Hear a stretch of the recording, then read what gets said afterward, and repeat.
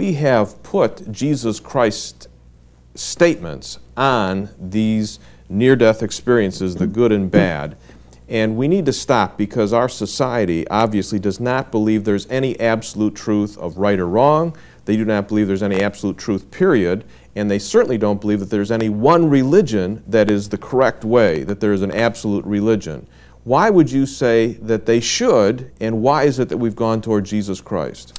Well, John, I've got my PhD in comparative religion. I also have a master's degree in Christian evidences. And the reason why I say we have to trust Jesus and look to Him alone is because He's so unique. There's been no other person in the history of this world that's been like Jesus. He predicted on several occasions that not only would He be dead, would He be crucified and die, but that He would also rise from the dead on the third day. That's never been done in human history.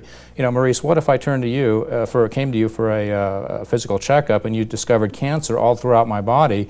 Okay, I know I'm going to die, it's in the terminal stage, and I say to you, hey Maurice, don't worry about it. I'm going to raise from the dead in 3 days, I'll do it myself. Most people would consider I'm deluded, but Jesus Himself predicted that several occasions and He pulled it off.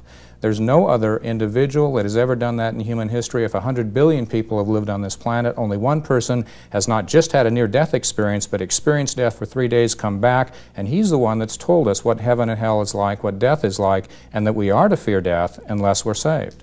Yeah, because Jesus proposed that He would do it and then did it, He has the platform now to speak to the rest of us who have never been able to do that. We cannot do resurrections. You can't do a resurrection with all your medical technology.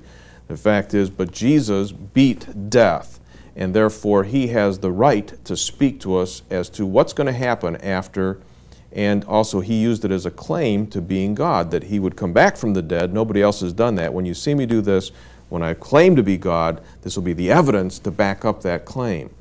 But I want to come back to one thing about our interpretation that we haven't done very well, I felt, in the programs, and that is that, yeah, the hell experiences, we can say those are a warning. But the fact is we haven't said that these good experiences, which are the majority, can be bad ones. Now, people don't like to hear that message either. I mean, they want to accept the fact of the good. Tell us why you think the good can be bad. All through life, everyone wants comfort and pleasure. No one wants torment and discomfort. So we spend our physical lives doing that. Spiritually, in the next life, we sure want good things. Now, if you tell me that heaven's gates are open wide for everyone and you can convince me by your near-death experience and you were an atheist, I too will assume that I will eat, drink, and be merry. If there is no hell, no salvation is necessary. Christ isn't necessary, God isn't necessary.